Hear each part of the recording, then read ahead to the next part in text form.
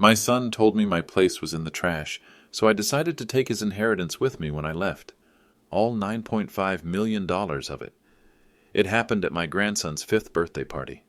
50 guests watching as Michael screamed at me in front of everyone. I had sacrificed 35 years to build this family. I thought love and sacrifice would be met with respect. But when Britney, my daughter-in-law, pushed me down into my chair and screamed, "Get out before I call security," I knew I had raised the wrong kind of man. Everyone stared. No one spoke up for me. That night, sitting in the silence of my empty house, I opened my safe and pulled out papers Michael never knew existed. 3 days later, I did something that cost them everything. But before I tell you how I got my revenge, let me know in the comments.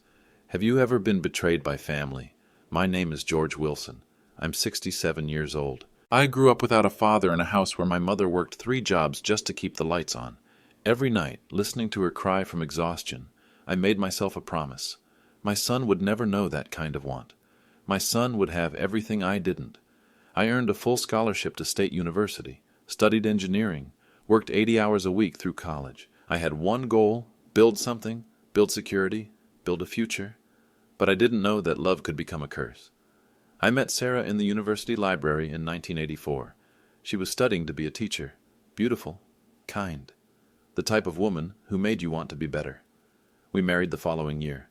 Michael was born in 1986. Sarah died when he was 2 years old. Cancer took her fast. Suddenly I was alone with a toddler. Friends said I should remarry, find Michael a mother. I refused. This boy was my mission, my purpose. I would be enough for both of us. I thought I was creating a good man. I started Wilson Construction with $2,000 and a pickup truck. I worked 16-hour days, sent Michael to private school, said no to every personal opportunity that took time away from him. But there was something I did that would change everything. When Michael turned 18, I made 2 decisions that seemed smart at the time.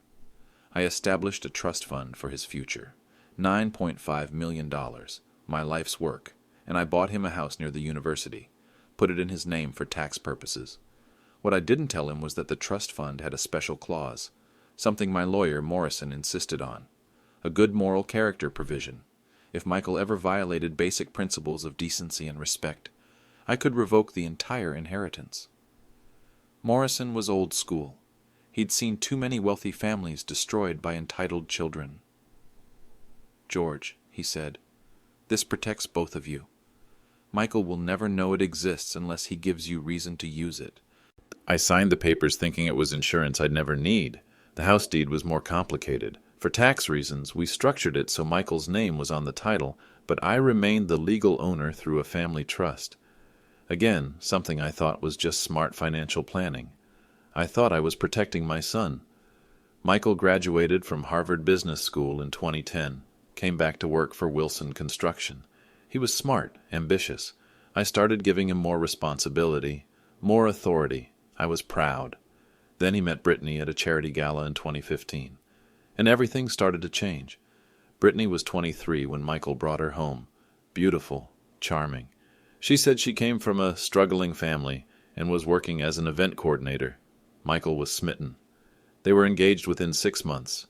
The wedding cost me $200,000. Britney wanted everything perfect, the dress, the venue, the flowers. "It's a once-in-a-lifetime event, George," she said with that smile that made Michael melt. I paid for it all because I wanted my son happy, but I should have paid more attention to the details in her background check. The wedding was massive. Britney invited 200 guests. "Friends from work," she said, but I noticed something odd. Many of these friends seemed sophisticated, expensive clothes, expensive cars, not the type of people who'd befriend a struggling event coordinator. Michael started changing after the wedding. He became more distant, started questioning my business decisions. "Dad, you're out of touch with modern practices," he'd say during board meetings. Britney would nod along, always supporting her husband, always undermining me, but I still believed this was normal. Growing pains. A young man asserting his independence. Then Tyler was born in 2017, and I fell in love with that little boy instantly. But there was something about Tyler I didn't notice at first. Tyler was perfect. Big brown eyes, dark hair. He looked just like Michael at that age. Or so I thought. I became the doting grandfather, set up a college fund, bought him toys, spent every weekend building blocks and reading stories. Michael seemed happy to have a free babysitter. He and Britney started going out more. Date nights, they called them. I was glad they were maintaining their relationship. That's when the money requests started. First, it was a new car. The Honda isn't safe for the baby, Michael explained. $150,000 for a Range Rover. I signed the check. Then Britney wanted to remodel the house. Tyler needs a proper nursery, she said. $300,000 for renovations, I agreed. Vacation to Europe. For our mental health after the stress of new parenthood. $50,000, I paid. Private preschool for Tyler. He's advanced for his age. $30,000 per year. I didn't hesitate. I wasn't being generous, I was being stupid. Each time I said yes, the requests got bigger. Each time I paid, their respect for me got smaller. But I didn't see the pattern yet. The first real warning sign came when I reviewed the family credit report in 2019. Michael had racked up $80,000 in secret debt. When I confronted him about it, he exploded. "Why are you checking my credit?" Michael shouted. We were in my home office. Britney stood behind him, arms crossed. Tyler was napping upstairs. "Son, I'm concerned about your spending." "My spending? You mean my life, my choices?"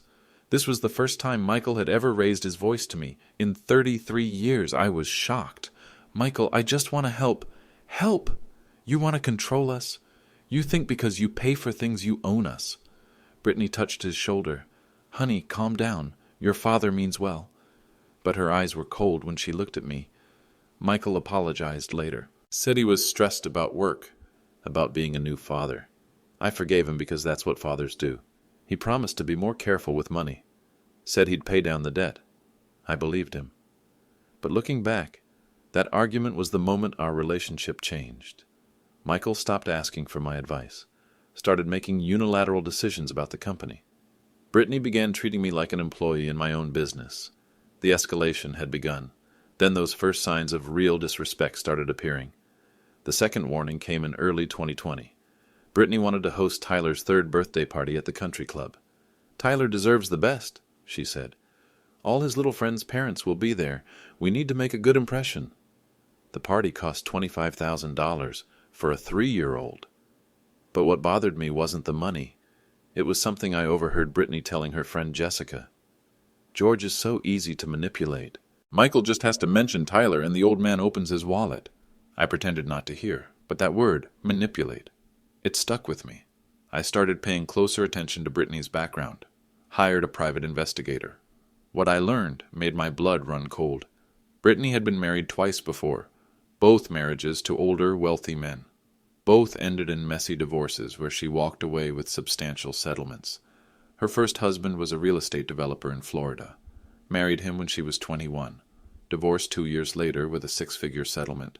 Her second husband was a tech executive in California. Married at 24. Another big payout after 18 months. The pattern was clear. But I should have looked deeper into that employment application. When I tried to discuss this with Michael, he shut me down immediately. "Dad, you're being paranoid.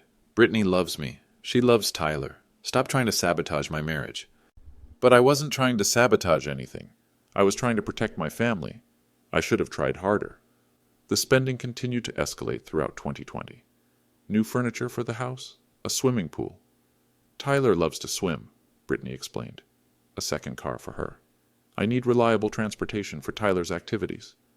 Each request came with a reason related to Tyler's well-being, and each time I said yes, because I loved that little boy, because I wanted to be the grandfather I never had. But I was starting to feel used. Michael's attitude toward me had shifted completely. He no longer asked for my opinion on business matters. He'd make decisions and inform me later. When I objected, he'd accuse me of being old-fashioned or out of touch. Britney was more subtle. She'd praise me to my face. "George, you're such a wonderful grandfather. Tyler is so lucky to have you." But then she'd make comments. Small digs. "I hope Tyler doesn't inherit your stubborn streak. Maybe Tyler will be more adaptable than the older generation." The insults were wrapped in smiles, but they were still insults. By late 2020, I started setting boundaries. When they asked for money for a European vacation during the pandemic, I said no. Their reaction was immediate and ugly. "You're being selfish," Michael said. "We've been under so much stress." "Tyler needs a break from all this isolation," Britney added. But I held firm. For once. That's when they started cutting me out of Tyler's life. The punishment was swift. Suddenly, I was no longer invited to Tyler's weekend activities. "He's busy with friends," Britney would say when I called. "Maybe next time." Michael stopped including me in family dinners. "We're trying to establish our own traditions," he explained. They were teaching me a lesson. Cross them and lose access to Tyler. It worked. Within a month, I was begging to see my grandson, apologizing for saying no, promising to be more supportive of their decisions. The European vacation got approved. $60,000. But something had broken inside me. I started questioning everything. Every sacrifice I'd made, every boundary I'd ignored, every red flag I'd dismissed. I started paying closer attention to their conversations, their phone calls, their behavior when they thought I wasn't watching. That's when I discovered something that changed everything. One evening in December 2020, I stopped by their house unannounced. Michael was at work. Britney was on the phone in the kitchen. Tyler was watching cartoons in the living room. She didn't know I could hear her. "David, I told you. Once the old man dies, we'll have everything. The business, the trust fund, the properties. Michael has no idea how much his father is actually worth. David. Not a girlfriend. Not a business associate. David." My blood turned to ice. I crept closer to listen. "No, Michael doesn't suspect anything," Britney continued. "He's too focused on impressing Daddy to notice what's right in front of him. And the old man is so desperate to keep Tyler in his life, he'll give us anything we want." She laughed. Actually laughed. "David, relax. I've done this twice before. Rich old men and their precious grandsons. It's the perfect setup. By the time Michael inherits everything, we'll be long gone. And Tyler, well, Tyler won't even remember this life." I felt like I'd been punched in the stomach. Tyler wouldn't remember? What did that mean? "I miss you too," she whispered. "But we have to be patient. Maybe 2 more years.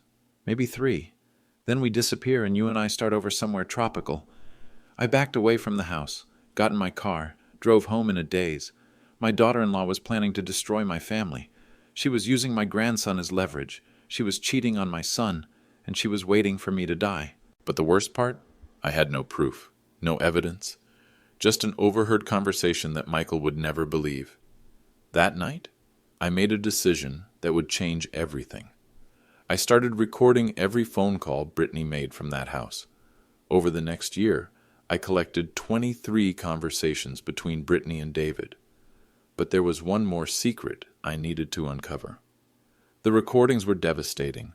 Britney and David discussing their future together, plans to take Tyler and disappear once they had access to my fortune, details about my will, my business assets, my properties, information she could only have gotten from Michael. But the most shocking conversations were about Tyler himself. "He's not even Michael's kid," Britney told David during one call. "Michael has no idea. Poor fool thinks Tyler looks just like him." My hands shook as I listened to that recording. Tyler wasn't Michael's son? Then whose? "David, Tyler has your eyes, your smile. Thank God Michael is too blind to see it." The truth hit me like a truck. Tyler was David's son. My grandson wasn't my blood at all. Everything I'd felt for that little boy, every dollar I'd spent, every moment of joy he'd brought me, it was all based on a lie. I sat in my study for hours after that recording, staring at photos of Tyler, looking for signs I'd missed. And there they were, the eyes that weren't quite Michael's, the smile that didn't match our family features, the way he held his head when he concentrated. How could I have been so blind? But I needed proof, real proof, not just overheard conversations, so I did something that broke my heart. I collected a hair sample from Tyler's brush during one of his weekend visits. DNA doesn't lie. The DNA results came back on March 15th, 2021. Probability of paternity, 0.07%. Tyler was definitely not Michael's biological son. I stared at that report for an hour. Black and white confirmation that my entire family was built on deception, that the little boy I'd loved as my own grandson was a stranger's child. But there was something else in those results that I hadn't expected. Tyler's biological father was listed in the system, David Morrison, the same David that Britney had been planning her future with. Morrison, the same last name as my attorney. I made a call, asked some questions. David Morrison was Attorney Morrison's nephew, a construction worker with a gambling problem and a criminal record for fraud. Now I understood how Britney had learned so much about my financial situation. David had access to his uncle's files, my files. They'd been planning this from the beginning. Britney hadn't fallen in love with Michael. She'd targeted him, researched our family, found our vulnerabilities, then moved in for the kill. Michael wasn't just a victim of a gold digger. He was the victim of an elaborate con game, and I was the real target. But now I had weapons they didn't know I possessed. The moral character clause in the trust fund, the original house deed with my name as true owner, the recorded conversations, the DNA evidence. It was time to confront my son with the truth. The opportunity came sooner than I expected. The escalation to direct disrespect began in April 2021. Michael started contradicting me in front of employees, questioning my decisions in board meetings, making changes to company policy without consulting me. "Dad, your methods are outdated," he'd say in front of our construction foreman. "We need to modernize our approach." When I objected privately, he'd accuse me of being resistant to change. "You can't run this company forever," he said during one heated argument. "Eventually, you'll have to trust me to take over." But it wasn't about trust anymore. It was about power. Michael was positioning himself to push me out of my own company. Britney supported every challenge to my authority. At family dinners, she'd side with Michael against me. "George, you should listen to your son. He has fresh ideas." Fresh ideas that always seemed to cost money. More equipment purchases. Higher salaries for management. Expensive software systems. Every modernization came with a price tag. And Tyler? He was being turned against me too. When I'd try to engage with him during family visits, Britney would interrupt. "Tyler, don't bother Grandpa, he's tired." Or, "Tyler, use your quiet voice around Grandpa, he doesn't like noise." She was systematically isolating me from my own grandson, teaching him that I was difficult, unpleasant, someone to be managed rather than loved. The message was clear: submit to their control or lose access to Tyler. I was becoming a stranger in my own family. By summer 2021, the financial abuse had escalated beyond simple requests. Michael started taking money from company accounts without authorization. Temporary loans, he called them. "I'll pay it back from my salary." But the loans never got repaid. When I questioned him, he'd get defensive. "Dad, I'm working 80 hours a week for this company. I deserve some compensation flexibility. 50,000 here, 30,000 there, always with an excuse, always with a promise to repay." But the pattern was clear. Michael felt entitled to my money without asking. I tried to discuss it with him rationally.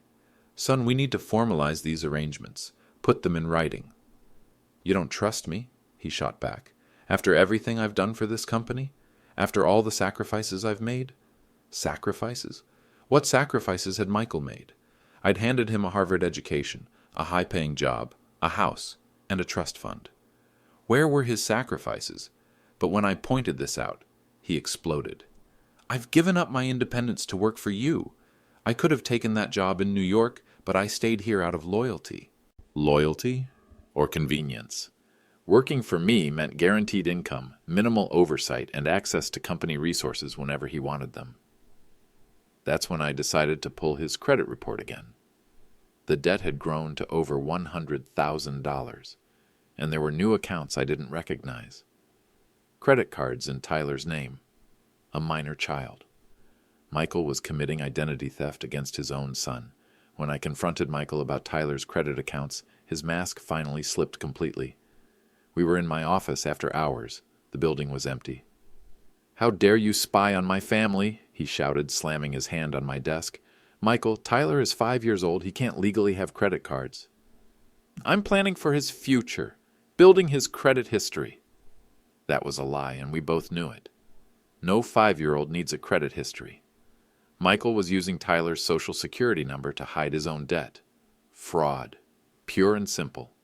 "Son, this is illegal. You could go to prison." "Prison? For taking care of my family? For making sure Tyler has opportunities? He was delusional or desperate, or both. That's when Britney walked in. "What's all the shouting about?" Michael explained the situation.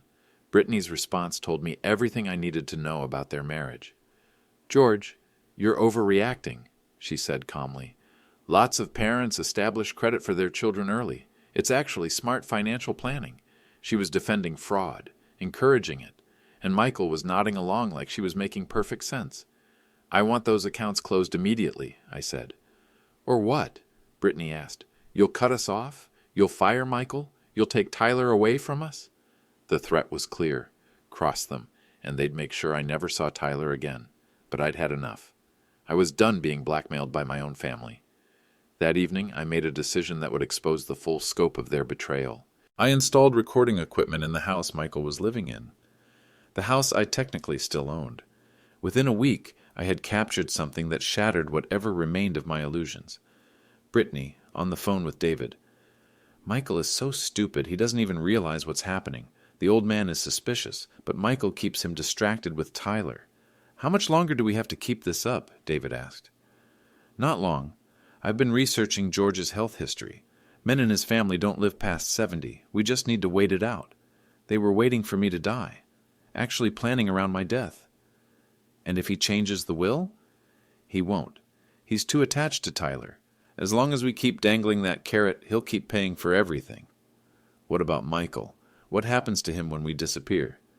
Britney laughed. Actually laughed. "Michael served his purpose. He gave us legitimacy, access to the money, and cover for Tyler's real parentage. Once we have what we need, Michael becomes disposable." Disposable.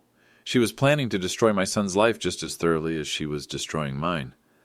But the next conversation I recorded would give me everything I needed to fight back, and it would happen at Tyler's 5th birthday party.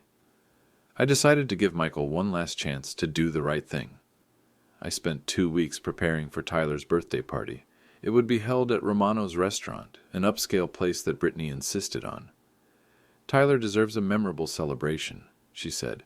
"I plan to pull Michael aside at the party, show him the DNA results, play him the recordings, give him a chance to confront Britney and take control of his life.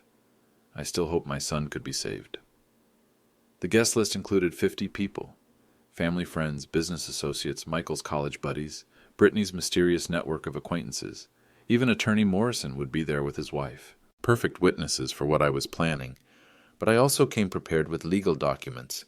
Morrison had helped me prepare papers to revoke the trust fund, transfer the house deed back to my name, and change my will to exclude Michael entirely. I hoped I wouldn't need them. I hoped Michael would stand with me against Britney. I hoped we could save our family. I was naive. The party started at 6 p.m. on a Saturday. Tyler was excited, running around in his little suit. He looked so happy, so innocent. For a moment, I forgot he wasn't my real grandson. By 7 p.m., Britney was making her power play. She stood up in front of all the guests and made an announcement that changed everything. "Everyone, Michael and I have exciting news to share." I knew I was about to lose my son forever. "Michael and I have been looking at houses in California," Britney announced to the room. "We found the perfect place to raise Tyler. Close to the beach, great schools, amazing opportunities." My blood went cold. They were planning to move across the country, take Tyler 3,000 miles away from me. "Of course, we'll need help with the down payment," Michael added, looking directly at me. $2 million should cover it. Dad, we were hoping you'd consider it an early inheritance advance." $2 million, in front of 50 witnesses. He was publicly pressuring me to write a massive check. I felt every eye in the room turn to me, waiting for my response, expecting me to open my wallet like I always did, but not this time. "Michael, that's a big decision," I said carefully. "Perhaps we could discuss it privately." Britney jumped in immediately.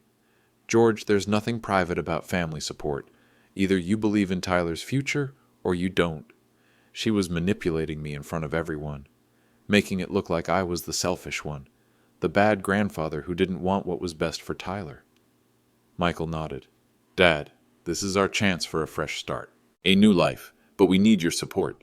Support, always about support, never about respect, never about gratitude. Son, $2 million is a significant amount. I need time to consider. That's when my son showed me who he really was. Michael's face darkened. Time to consider? Dad, I've been working for your company for over a decade. I've sacrificed my independence, my career options, everything for this family business. And you need time to consider helping your only grandchild? The room was silent now, 50 people watching our family drama unfold. Michael, I'm not saying no. I'm saying... You're saying Tyler doesn't matter to you, Britney interrupted. You're saying our family's future isn't worth your precious money. Tyler was standing next to his mother, confused by the raised voices, looking back and forth between us. This was supposed to be his party, his special day, and we were ruining it. Please, I said quietly, let's not do this here, not in front of Tyler. Do what? Michael demanded. Ask my father to help his family? Ask him to act like a grandfather instead of a miser? Miser. The word hit me like a slap. After everything I'd given them, everything I'd sacrificed, I was a miser. I stood up slowly, looked around the room at all those faces, some sympathetic, some uncomfortable, some clearly enjoying the show. Michael, I think we should continue this conversation at home. That's when he said the words that ended our relationship forever, words that 50 people would witness, words that justified everything I was about to do. Michael stood up so fast his chair fell backward. The crash echoed through the restaurant. Conversations at other tables stopped. Everyone was staring now. No, Dad. We're not going home. We're settling this right here. Right now. His voice was getting louder, more aggressive. Tyler started crying. Britney picked him up, but she was smiling. Actually smiling. She was enjoying this. Michael, please, lower your voice. You're scaring Tyler. I'm scaring Tyler. You're the one being selfish. You're the one who won't help your own family. I could feel my heart pounding. My hands were shaking. This was spiraling out of control faster than I'd imagined. Son, I'm not being selfish. I'm being careful. $2 million is pocket change to you, he screamed. You're worth over $10 million. You live in that big house alone while your family struggles. Struggles? They lived in a 4,000 square foot house, drove luxury cars, took expensive vacations. What struggles? But the room was listening to Michael, not me. To them it looked like a rich old man refusing to help his young family. They didn't know about the fraud, the lies, the manipulation. Michael, you don't struggle. I've given you everything. Everything? You've given us scraps, controlled us with your money, made us beg for every dollar. Attorney Morrison was watching from across the room. He knew about the trust fund provisions, the moral character clause. He was seeing exactly why we'd included it, but I never imagined it would come to this. And then my son said the words that destroyed 35 years of love. Your place is in the trash, old man. You're embarrassing us with your cheap, selfish attitude. This family would be better off without you. The restaurant went completely silent. Even the kitchen staff had stopped moving. 50 pairs of eyes stared at us, some shocked, some horrified, some recording with their phones. Britney stepped forward and pushed me hard in the chest. I stumbled backward, nearly falling over my chair. Get out of here before I call security, she screamed. You're ruining Tyler's party with your selfishness. Tyler was sobbing now, clinging to his mother, afraid of the shouting, afraid of the anger. This was supposed to be his celebration. I looked around the room, at friends I'd known for decades, business partners I'd worked with for years, family members who'd watched me raise Michael alone. No one said a word. No one defended me. No one told Michael he was out of line. They just stared, like I was a spectacle, entertainment for their Saturday night. I felt something cold settle in my chest, a calmness I'd never experienced before. The pain was gone. The hurt was gone. In its place was something harder, something final. I straightened my jacket, looked directly at Michael, then at Britney, then at Tyler, who was still crying. I'll be going now, I said quietly, and I walked out of that restaurant knowing I would never see them again. The drive home was silent. No radio, no phone calls, just the sound of my own breathing and the hum of the engine. I didn't feel angry. I didn't feel hurt. I felt empty, like something inside me had died in that restaurant, something that could never be brought back to life. I'd raised a stranger, loved a child who wasn't my blood, Sacrificed 35 years for people who saw me as nothing more than a source of money. But as I pulled into my driveway, that emptiness began to fill with something else. Something colder. Something more focused. Purpose. I walked into my house, poured myself a glass of whiskey, sat in my study surrounded by photos of Michael growing up. Little league games, high school graduation, college ceremonies, his wedding day. All of it felt like someone else's life now.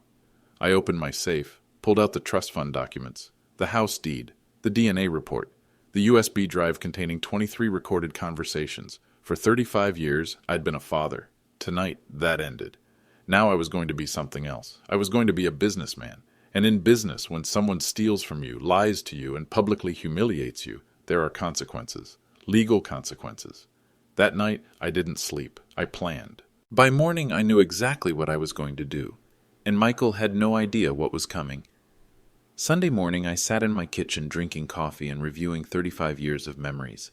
Every sacrifice I'd made, every boundary I'd ignored, every red flag I'd dismissed. I'd been so focused on being a good father that I'd forgotten to be a smart businessman. Michael had stolen from the company, committed fraud in Tyler's name, publicly humiliated me, and Britney had orchestrated it all while planning to disappear with another man's child. But I had something they didn't know about, something that would change everything. Legal weapons they'd handed me themselves. I called Attorney Morrison at home, woke him up, explained what had happened at the restaurant. He'd been there. He'd seen it all. George, I'm sorry. I never thought it would go that far. Morrison, I need you to prepare the trust fund revocation papers. I want to activate the moral character clause. Silence on the other end. Then, George, are you sure? Once we do this, there's no going back. I'm sure. How quickly can we move? If you're certain, we can file the paperwork Monday morning. The trust will be frozen immediately. Do it. George, there's something else about the house deed. What about it? You're still the legal owner. Michael's name is on the title for tax purposes, but the deed clearly shows the property belongs to the family trust, with you as the sole trustee. My first weapon was ready. Monday morning I drove to Morrison's office before 9 a.m. He had everything prepared. Trust fund revocation papers, property ownership documents, a new will that excluded Michael entirely. The moral character clause is ironclad, Morrison explained. Michael's public behavior at the restaurant, combined with the financial irregularities you've documented, gives us clear grounds for revocation. I signed the papers, felt nothing, no sadness, no regret. Just cold satisfaction. What about the house? We'll serve notice today. Michael has 30 days to vacate. After that, it's trespassing. And the business? You can remove him from the board immediately. Change the banking authorizations. He'll have no access to company funds. I signed those papers too. George, I have to ask, are you doing this out of anger? Because if you are, I'm doing this out of necessity. Michael and Britney have been planning to steal everything I've built. They're waiting for me to die so they can take Tyler and disappear. This isn't revenge, it's self-defense. Morrison nodded. He'd seen the evidence. He knew I was right. There's one more thing, I said. I want to change the company ownership structure. If something happens to me, Wilson Construction goes to charity, not to Michael. That's significant. So was what happened Saturday night. By noon, all the papers were filed. Michael's life was about to change dramatically. And he had no idea it was coming. Tuesday morning, I received confirmation that the trust fund had been frozen. $9.5 million. Gone from Michael's future in a single phone call. Wednesday, the house notices were served. Michael had until the end of April to move out. Thursday, I changed all the company banking authorizations. Michael's access to Wilson Construction accounts was terminated. Friday, I removed him from the board of directors, legally, properly, permanently. But I saved the best for last. I had one more weapon that would destroy whatever remained of Michael's delusions about his perfect family, the DNA report. I called Michael Friday evening, asked him to come to my office Saturday morning, told him we needed to discuss his future with the company. He arrived angry, defensive, ready for a fight. Dad, if this is about Saturday night, I'm not apologizing. You embarrassed our family with your selfishness. I handed him a manila envelope. What's this? Your future, I said. Open it. He pulled out the trust fund revocation notice first, read it slowly. His face went white. You can't do this. I already did. Keep reading. The house eviction notice, the banking documents, the board removal papers. Dad, this is insane. You can't destroy my life because I asked for help. There's one more thing in that envelope, Michael. I think you should see it.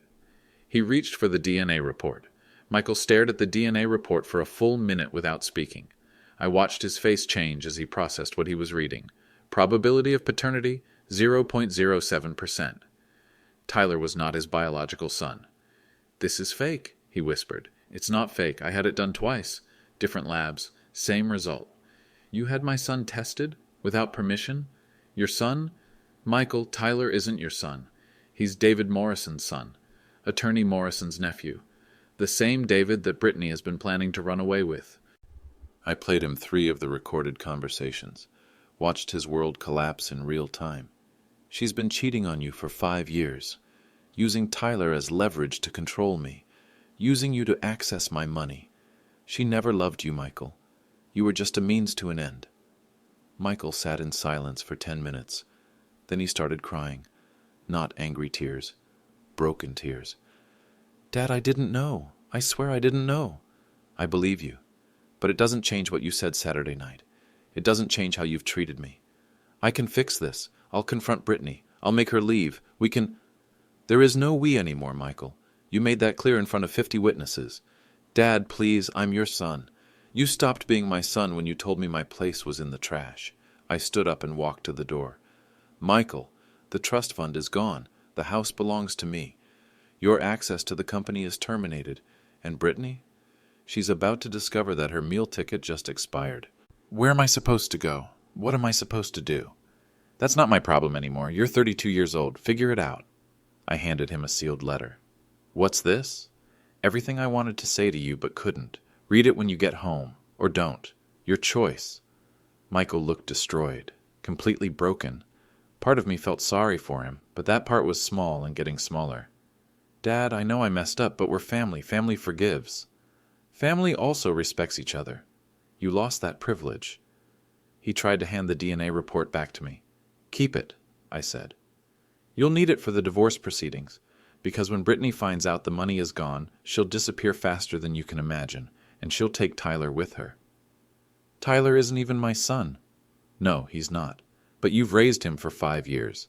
If you want any chance of staying in his life, you'll need to fight for custody. That report proves Britney committed fraud. Use it. Will you help me? No, Michael. You're on your own now.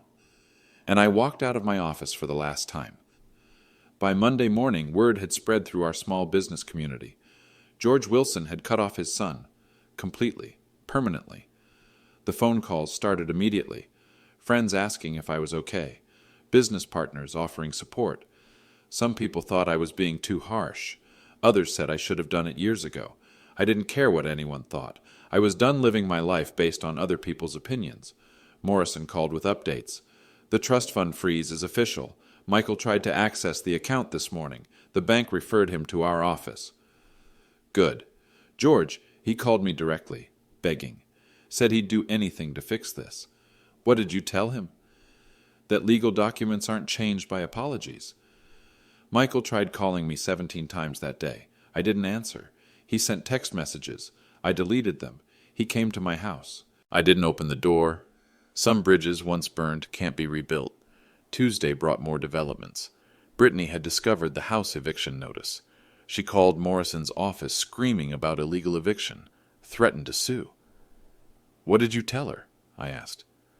I told her to read the deed. Her husband never owned that house. You did. She's been living in your property rent-free for 6 years. Wednesday was when the real chaos started. Michael had apparently told Britney about the DNA report, about David, about everything. By Thursday, my son's marriage was over. By Friday, Britney and Tyler had disappeared. Morrison called Friday evening with news that surprised no one. Britney emptied their joint checking account Thursday night. $150,000. Gone. And Tyler? Gone too. Michael filed a missing persons report, but since there's no custody agreement and she's technically Tyler's mother, The police won't treat it as kidnapping. Exactly. I felt bad for Tyler. Whatever his parentage, he was just a child caught in the middle of his mother's schemes. But that wasn't my responsibility anymore. What about Michael? He's staying at a motel on Highway 9.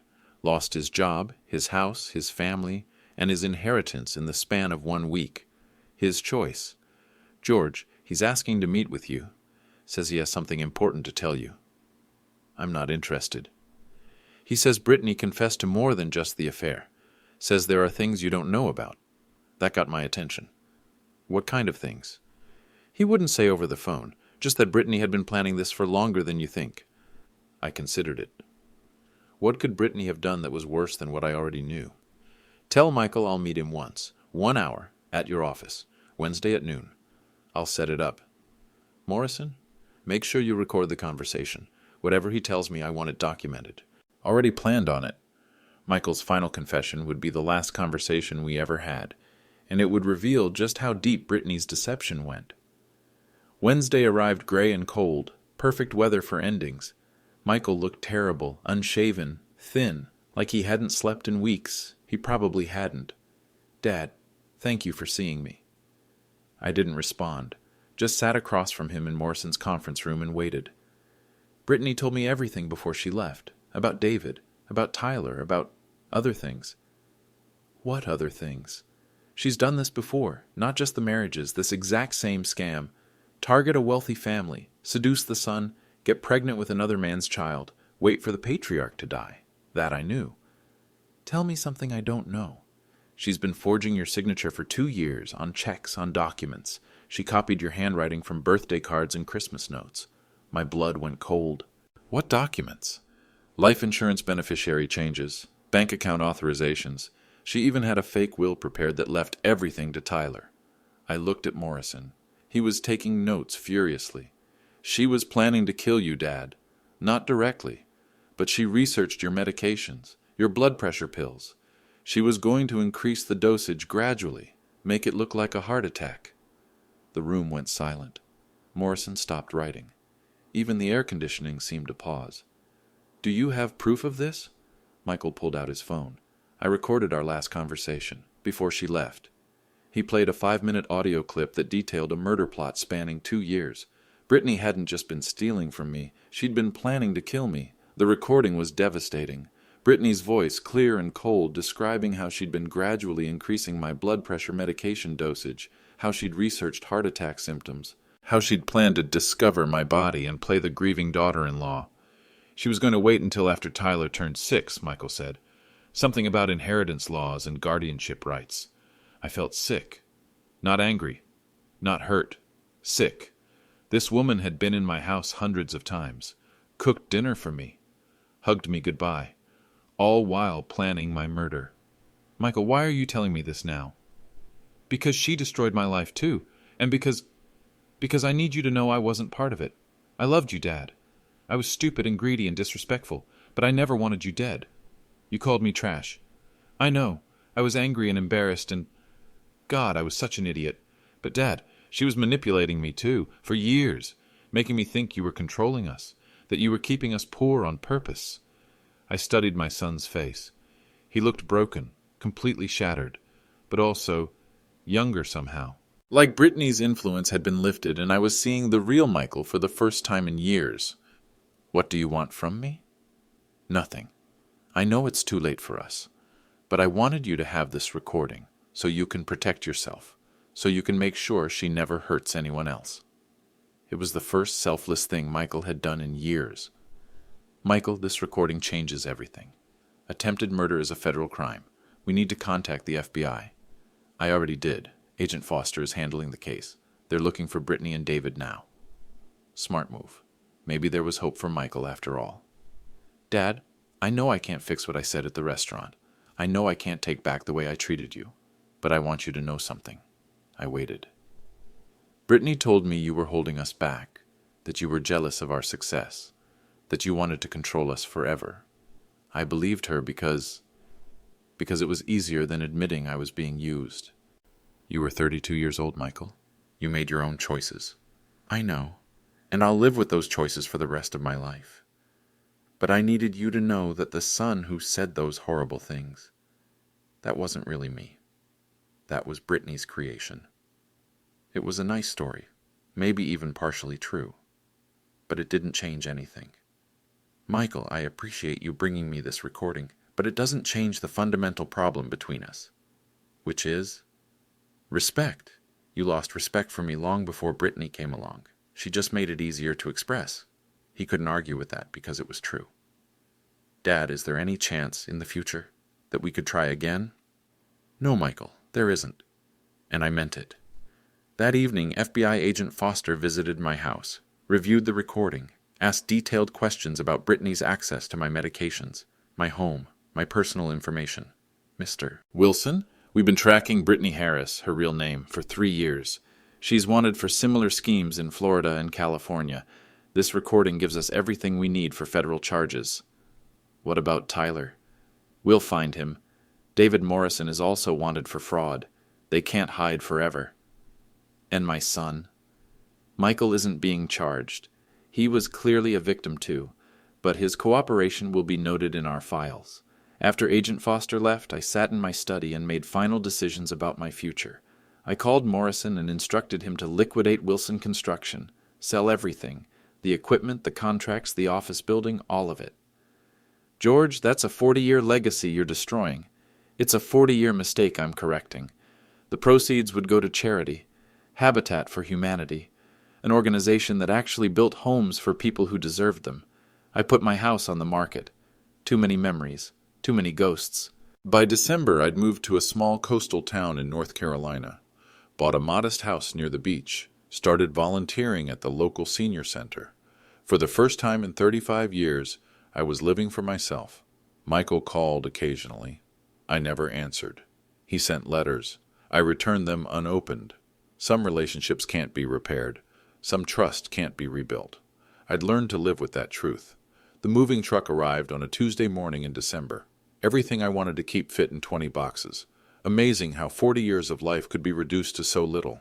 I donated most of my furniture to charity, gave away Michael's baby clothes, his school projects, his sports trophies, all the artifacts of a relationship that no longer existed. The house sold quickly. A young family with 2 children. They were excited about the big backyard, the good school district, the quiet neighborhood. Everything I'd chosen for Michael when he was young. I hoped they'd be happier there than we'd been. The drive to North Carolina took 8 hours. I made no stops except for gas, no sentimental detours past Michael's old school or the baseball field where I'd coached his little league team. That man was gone. That life was over. My new house was a small ranch style, 2 blocks from the ocean. I could hear the waves from my bedroom window. It was the first time I'd lived near water since I was a child. I furnished it simply. A kitchen table, a reading chair, a bed. I didn't need much anymore. The neighbors were friendly but not intrusive. Retired teachers, small business owners, people who'd also come here for a quieter life. No one asked about family or grandchildren. No one seemed to care about my past. It was exactly what I needed. A fresh start at 67 years old. Some people would say it was too late for that. I disagree. January in the coastal town was peaceful. I established routines. Morning walks on the beach, afternoons at the library, evenings cooking simple meals and reading. I volunteered at the senior center 3 days a week, helped with their tax preparation program. Many of the clients were elderly people living on fixed incomes, struggling with Medicare forms and Social Security paperwork. It felt good to use my business skills to actually help people instead of enabling their greed. In February, I received a call from Agent Foster. Britney and David had been arrested in Mexico. Tyler was safe and in protective custody. What happens to the boy now? I asked. Michael has filed for custody. Despite the DNA results, he's the only father Tyler has ever known. The court will likely grant supervised visitation while social services evaluates the situation. And Britney? Federal charges for fraud, identity theft, and attempted murder. She's looking at 20 to 30 years. Justice served. Not the way I'd expected, but served nonetheless. Michael called that evening. First time I'd heard his voice in 2 months. Dad, Tyler is okay. He's confused and scared, but he's okay. I hung up without responding. 3 days later, a letter arrived. Tyler's handwriting, 5-year-old block letters asking where Grandpa George was. Why wasn't I visiting anymore? I read it once, then burned it in my fireplace. Some pain is necessary. Some endings are merciful. Tyler would be better off without the complications of our family history. Spring brought new possibilities. I joined a hiking group, learned to play chess at the community center, started attending a small church where no one knew my story. For the first time in decades, I was just George. Not George the father, not George the businessman, not George the victim, just a man living quietly by the ocean. The phone calls from Michael stopped in April. The letters stopped in May. He'd finally gotten the message. I didn't feel guilty about cutting him off. I felt relieved. Some relationships are toxic, even when they're family. Some love is destructive, even when it's genuine. I'd learned to recognize the difference. In June, I received news that Wilson Construction had been sold to a national company. The name would disappear. The legacy would end. The employees would keep their jobs under new management. It was the right decision. In July, Agent Foster called with an update.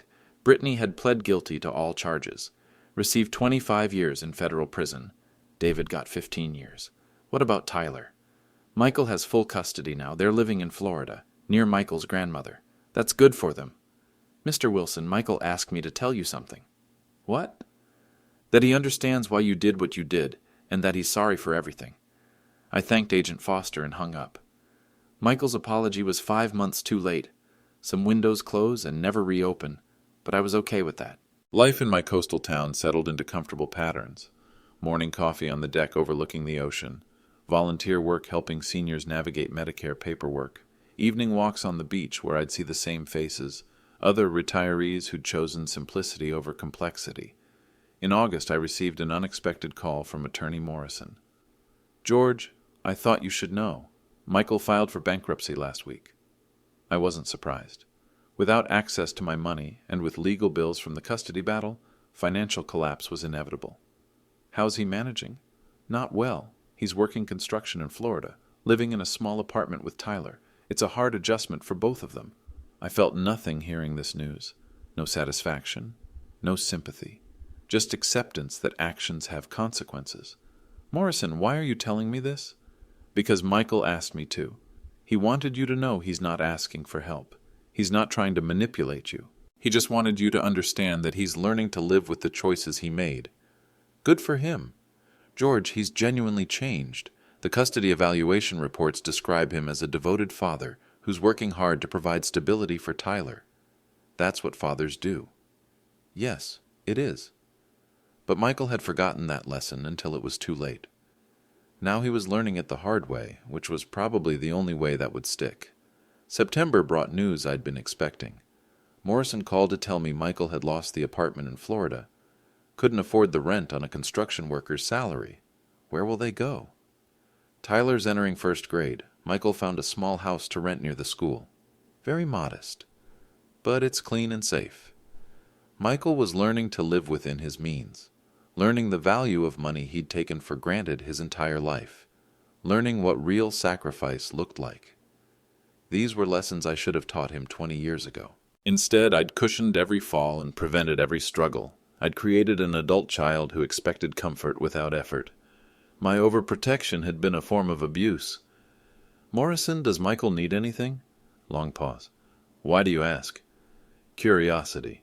He needs everything. Furniture, clothes for Tyler, school supplies, a reliable car, but he's managing, getting help from local charities, learning to budget, learning skills he should have mastered in his 20s. Better late than never. He's not the same person who embarrassed you at that restaurant, Morrison continued. No one is the same person they were a year ago. George, I've known you for 30 years. You raised Michael alone after Sarah died. You did the best you could. My best wasn't good enough. Maybe. But people can change. People can learn. Some people can. Some people can't. Which type is Michael? Time will tell. October brought the first letter I didn't immediately return. It was from Tyler, now 6 years old. His writing had improved. Dear Grandpa George, Daddy says you moved to the beach. I like the beach. We went to the beach here in Florida. I found a shell that looks like a car. Daddy is teaching me to ride a bike. I miss you. Simple words from a child who didn't understand why his grandfather had disappeared from his life. I kept the letter. Didn't respond, but didn't burn it either. November brought news that Michael had been promoted to crew supervisor at his construction company. A small step up, but steady progress. December brought a Christmas card. Not from Michael, from Tyler. A drawing of a house by the ocean with 2 stick figures on the beach. Grandpa George and Tyler, written in careful letters underneath. I hung it on my refrigerator. In January, Morrison called with surprising news. Michael started taking business classes at the community college, evenings, after work. Says he wants to understand finance and accounting properly. Why are you telling me this? Because he's not asking for money to pay for the classes. He's earning it himself, working overtime. For the first time since the restaurant incident, I felt something that might have been pride. But pride wasn't the same as forgiveness, and forgiveness wasn't the same as reconciliation. 2 years later, I received a package with no return address. Inside was a small wooden box that Tyler had made in a woodworking class, rough around the edges but carefully crafted. The lid was engraved with, "For Grandpa George." Inside the box was a letter from Michael, not asking for anything, not apologizing again, just updating me on their life. Tyler was doing well in school, making friends, playing soccer. Michael had completed his business degree and been promoted to project manager. They'd moved to a better neighborhood, not wealthy, but stable. "I know you don't want to hear from us," the letter ended. "But Tyler asks about you sometimes. I tell him you live by the ocean and that you loved him very much. I hope that's okay." The letter was signed simply, Michael, not your son, not love, just his name. It was the first communication from him that didn't ask for something, didn't try to manipulate my emotions, didn't make excuses. It was respectful. Maybe Morrison was right. Maybe people could change. But respect wasn't enough to rebuild what we'd lost. Some damage is permanent. Some relationships end when they need to end. I kept Tyler's wooden box on my kitchen table. Sometimes I'd see it and remember the little boy who used to build towers with blocks in my living room. But I didn't feel regret. I felt acceptance. I'd done what was necessary to protect myself and reclaim my dignity. Michael had learned to live with the consequences of his choices. Tyler was growing up with a father who understood the value of hard work and respect. Everyone was where they needed to be. My life by the ocean continued peacefully. I'd made new friends, found new purposes, built a new identity that didn't depend on being anyone's father or grandfather. Family isn't just about blood. It's about mutual respect, genuine care, and healthy boundaries. When those elements disappear, family becomes toxic. Sometimes the greatest gift you can give someone is letting them face the consequences of their choices, without rescue, without cushioning, without enabling. I'd learned that lesson 30 years too late, but I'd learned it completely, and in learning it, I'd finally found peace. The wooden box sits on my table as a reminder, not of what was lost, but of what was necessary. What would you do if you discovered your own grandchild wasn't actually related to you? Let me know in the comments below. If this story resonated with you, make sure to subscribe and hit the bell icon for more tales of family drama and justice. And check out my playlist, Family Betrayal Stories, for similar stories of people who fought back and won.